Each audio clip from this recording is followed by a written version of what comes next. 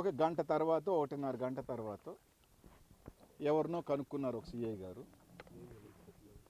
ఏదో స్థలం party office కన్నా ఒక స్థలం ఆక్రమించుకున్నారంట, సచివాలయం వాళ్ళు కేసు పెట్టారంట అన్నారు. సరే ఆ పిల్లోడు మొన్నటి దాకా కారణాలు ఏదైనా మీ పార్టీకి వచ్చాడు కదా, ఇప్పుడు మా పార్టీకి రాగానే ఆ పార్టీ స్థలం మాదైపోయిందే, సరే ఓకే అలాగైనా పర్వాలా, ఎఫ్ఐఆర్ కాపీ ఉందా సార్, 6 గంటలకు అరెస్ట్ చేసిన వాళ్ళు 3:30 గంటకల్లా ఇక్కడికి వచ్చేయాలి కదా, 4 గంటలైంది, ఎప్పుడు తీసుకొస్తారంటే తీసుకొస్తారు సార్ అన్నారు. ఎప్పుడు సార్ అంటే సరే సార్ అన్న. అది ఓకే, అతని మీద కంప్లైంట్ వస్తే ఇంకొకరిని ఎందుకు తీసుకెళ్లారంటే తెలియదు. మళ్ళీ ఒక అరగంట తర్వాత ఏం చెప్పారు, లేదు 5th టౌన్లో కేసు పెట్టారు, మిస్ అప్రోప్రియేషన్ ఆఫ్ ఫండ్స్. నవ్వు వచ్చింది, ఇది పెద్ద హాస్యాస్పదం. కార్పొరేటర్లంట ఫండ్స్ని దుర్వినియోగం చేశారంట. అసలు కార్పొరేటర్గా ఫండ్ ఎక్కడిది? కార్పొరేటర్ అనే వాళ్ళు చెక్ పవర్ ఉండదు, పెన్ పవర్ ఉండదు, కార్పొరేటర్కి ఫండ్స్ దుర్వినియోగం చేసే అవకాశం రైట్ ఎక్కడా ఉండదు. సరే వాళ్ళు ఇక్కడ దుర్వినియోగం చేస్తే 5th టౌన్లో కంప్లైంట్ ఏందో అర్థం కాల. సరే ఆర్సీఐ గారికి ఫోన్ చేస్తే సార్ మా దగ్గర కంప్లైంట్ లేదు అన్నారు. మళ్ళీ 5 నిమిషాలు ఏం సార్ 5th టౌన్లో లేదంటే, సరే వాళ్ళు పాపం పొరపాటు ఏం చేశారంటే 3 టౌన్ సిఐ 6 టౌన్ సిఐ ఇక్కడే ఉన్నారు కాబట్టి ఆ పోలీస్ స్టేషన్ చెప్పలేకపోయారు. ఇంకా మిగిలింది ఒకే పోలీస్ స్టేషన్, 4 టౌన్ పోలీస్ స్టేషన్లో సార్ అన్నారు. 4 టౌన్ సిఐ గారికి ఫోన్ చేస్తే కంప్లైంట్ చేయలేదు. లేదు సరే చెప్పలా 12 అయిపోయింది, ఇదిగో ఎఫ్ఐఆర్ అన్నారు. ఇప్పుడు లాస్ట్కి పెద్దల డిఎస్పీ గారు వచ్చి మేము రేపు పోలీస్ స్టేషన్ మేము కోర్టులో ప్రొడ్యూస్ చేస్తూ ఉన్నారు. సార్ వాళ్ళు కార్పొరేటర్లు ఎమ్మెల్యే స్థాయిన ప్రజాప్రతినిధులు కాకపోవచ్చు, కానీ ప్రజలు ఎన్నుకున్న కార్పొరేటర్లే. కనీసం ఏం కేసు పెట్టారో కూడా కనీసం వాళ్ళ కుటుంబ సభ్యులకు చెప్పాలి కదా. అంటే ఆ కేసు చెప్పే పరిస్థితి కూడా లేదు. ఎందుకు లేదు అంటే, మీరు తీసుకెళ్ళిన కార్పొరేటర్ని మళ్ళీ ఒప్పించి భయపించి గంజాయి కేసు పెడతాను, నీ భార్య మీద గంజాయి కేసు పెడతాను, మళ్ళీ కండు కప్పేస్తే నో కేసు, నో ఎఫ్ఐఆర్. ఒప్పుకుంటే నో ఎఫ్ఐఆర్, ఒప్పుకోకపోతే కేసు. అందుకే ఏం ఎఫ్ఐఆర్ ఉందో ఇప్పటికీ క్లారిటీ లేదు వాళ్ళకి. 6 అయింది 12 అయింది. సరే నేను చెప్పా సార్ ఆ ఎస్ఐ గారు వాళ్ళు హైదరాబాద్లో ఉన్నారు, హైదరాబాద్కి తీసుకెళ్లారు వాళ్ళని, పాపం ఇక్కడ లేరు అని. సరే మనకు కూడా ఆధారాలు లేవు కాబట్టి వేగ్గా చెప్పలేము, కానీ మనకున్న సోర్సెస్ కావచ్చు చెప్పినాం, దానికి పట్టుమని ఇది లేదు.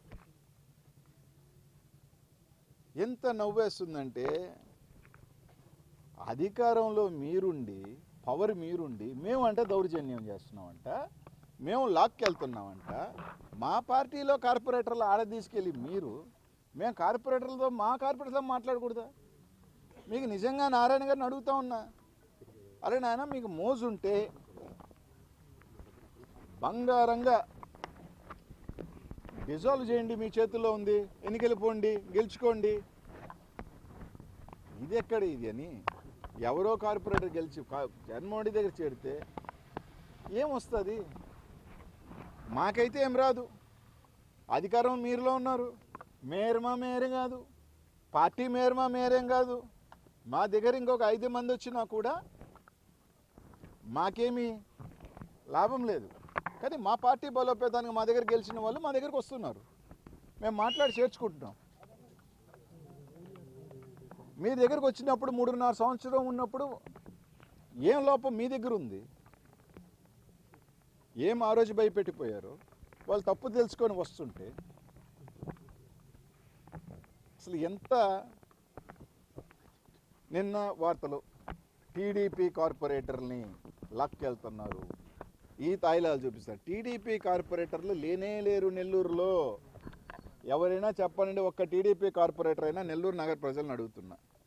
అసలు నిజంగా ఎక్కడ బాధేస్తుందంటే, నిన్న చంద్రబాబు నాయుడు గారు ఒక మాట అన్నారు, నెల్లూరు మీద చాలా ప్రేమతో ఆయన వలకబోస్తూ, పెద్దలు చంద్రబాబు నాయుడు గారు ముఖ్యమంత్రి గారు ఒక నెల్లూరు ఏమైపోతూ ఉందో, నెల్లూరు ఎట్లాంటి నెల్లూరు, గంజాయి వనం అయిపోతూ ఉంది, మర్డర్లు జరుగుతూ ఉన్నాయి, మహిళా డాన్లు ఉన్నాయి, ప్రశాంతంగా అన్నారు. చెప్పి 3 రోజులు కాల, ఆయన చెప్పి 3 రోజులు కాల కార్పొరేటర్లు పార్టీ మారితే లాక్కి వెళ్ళే పనిలో ఉన్నారంటే ఇదే నెల్లూరు అయిపోతాం స్వామి. మీ పార్టీ వాళ్ళు చేస్తున్నదా ఇది? చంద్రబాబు నాయుడు చేస్తున్న ప్రశాంతత ఇదేనా? చంద్రబాబు నాయుడు గారు చెప్తున్న రౌడీజం చూపించి బెదిరిస్తున్నది ఇదేనా? నారాయణ గారు ఒక ఎడ్యుకేషన్కి సంబంధించిన ఆయన ఇదేనా బోధిస్తున్నాడు ఆయన పిల్లలకి?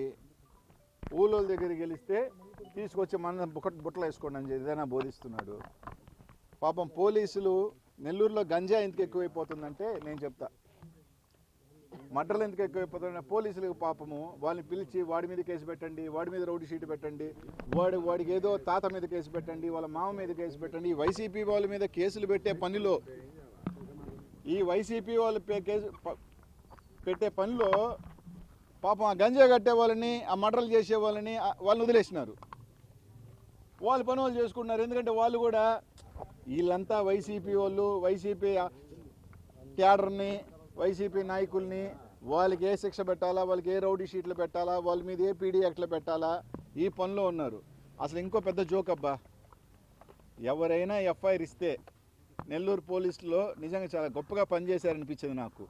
గంట లోపలే తాడేపల్లిలో ఉన్నాడు రా ఇతను, పోయి పట్టుకోరా అంటే ఇప్పుడు ఎవరన్నా మీరు ఒక కాగితం ఇచ్చారనుకో, కేసు ఇచ్చారనుకో, వాడు చెన్నైలో ఉన్నా సరే ఇవన్నీ వదిలేసి చెన్నై పోయి తీసుకొచ్చేస్తారన్నమాట.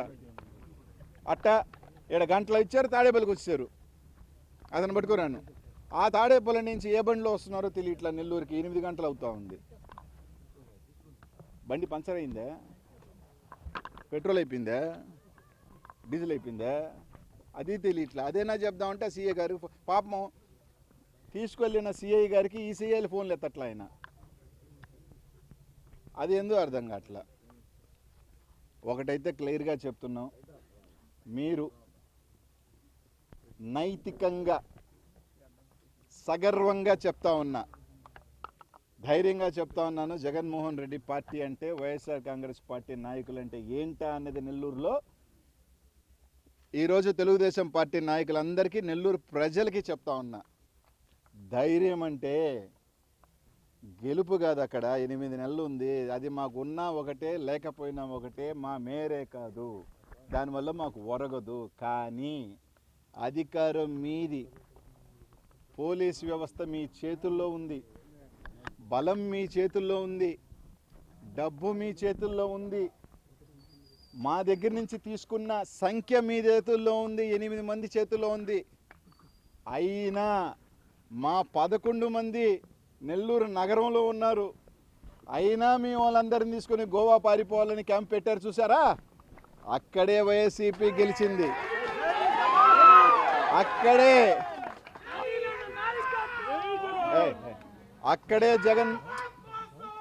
అక్కడే జగన్మోహన్ రెడ్డి గెలిచాడు, వైఎస్ఆర్ కాంగ్రెస్ పార్టీ నాయకులు గెలిచారు.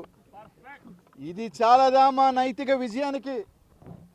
మేము వెళ్ళి, మా వాళ్ళు వెళ్ళి అక్కడ ఉండాల్సిన అవసరంలే. మమ్మల్ని చూసి మీరే చెప్తున్నారు మాకు బలం లేదని, మీరే చెప్తున్నారు మాకు ఏమీ లేదని. కానీ ఏమీ లేని వాళ్ళని చూసి హుటాహుటిన క్యాంపులకు పరిగెత్తి పోలీసులు గంజాయిని వదిలేసి కార్పొరేటర్ డెలివరీ చేసే పనిలో ఉన్నారు అంటే రోజునే నేను తప్పనట్లా. దయచేసి పోలీసుల్ని నన్ను క్షమించమని అడుగుతున్నా, ఒకవేళ మీకు పొరపాటు అంటే. కానీ బాధేస్తుంది సార్, బాధేస్తుంది. దాని మీద నా మీద కేసు పెట్టచ్చు, రేపు మళ్ళీ అనిల్ కుమార్ యాదవ్ ఇన్ని రోజులు వదిలేసామని చెప్పి నన్ను వెంటాడొచ్చు. ఏమి ఇబ్బంది లేదు, ఏమి ఇబ్బంది లేదు. చాలా రోజులైంది పోలీస్ స్టేషన్ దగ్గరికి మళ్ళీ ఇలా ధర్నాలకు వచ్చేదానికి. కానీ ఒక్కటైతే చెప్తున్నాం, మీరు ఎంతమందినైనా తీసుకోండి, ఏమైనా తీసుకోండి, కానీ మమ్మల్ని చూసి భయపడుతున్నారే, మమ్మల్ని చూసి క్యాంపులు పెట్టారే, అది చాలబ్బా వైసీపీ వాడు పవర్ అంటే. ఆ ధైర్యం చాలు. ప్రతిపక్షంలో ఉన్న సంఖ్య తక్కువ ఉన్నా, మాకు సంఖ్య ఎక్కువ ఉండి మీరు తీసుకెళ్తుంటే అర్థం ఉంది. మాకు 12, మీరు 41 అన్నారు. మళ్ళీ ఎమ్మెల్యేలు ఎంపీలు ఓట్లు మీకే ఉన్నాయి, మాకు లేవు. అయినా హుటాహుటని ఈరోజు 6:30కి పాండిచేరి, 13 నుంచి గోవా. ఇది మీ పరిస్థితి. ఖచ్చితంగా వైఎస్ఆర్ కాంగ్రెస్ పార్టీ కార్యకర్తలకి వైసీపీ అండగా ఉంటుంది. కార్పొరేటర్లకు కూడా ఒకటే చెప్తా ఉన్నాం, మాతో వచ్చే వాళ్ళకి, మాతో ఉండే వాళ్ళకి, రేపు ఒకవేళ రావాలనుకున్న వాళ్ళకి అందరికీ ఒకటే చెప్తా ఉన్నాం, ఈరోజు మాతో నడిచే ప్రతి ఒక్క సోదరుడికి కూడా చెప్తా ఉన్నాం. అది నేనవచ్చు, నెల్లూరు సిటీ ఇన్ఛార్జ్ అయిన చంద్రశేఖర్ రెడ్డి గారు కావచ్చు, నెల్లూరు రూరల్లో ఉన్న విజయకుమార్ రెడ్డి కావచ్చు, నెల్లూరు జిల్లాలో ఉన్న ప్రతి ఇన్ఛార్జి కావచ్చు, ఇది జగన్మోహన్ రెడ్డి గారి మాటగా చెప్తా ఉన్నాం. ఈరోజు మా కోసం కేసు పెట్టించుకుంటున్నారు, ఈరోజు మా కష్టాల్లో మేము కేసులు పెడితే మాతో నడుస్తూ ఉన్నారు, ఈరోజు మా కోసం జైలుకి వెళ్ళేదానికి కూడా సిద్ధపడి ఉన్నారు, జైలుకి వెళ్ళి కూడా ఉన్నారు, రౌడీ షీట్లు పెట్టి కూడా ఉన్నారు. నిజంగా వాళ్ళు ఎవరు కూడా చాలామంది మాకు కనిపించకపోవచ్చు, కానీ మీ అందరికీ చెప్తా ఉన్నాం, ఖచ్చితంగా మీ రుణం తీర్చుకునే రోజు వస్తుంది. వాళ్ళ రుణం కూడా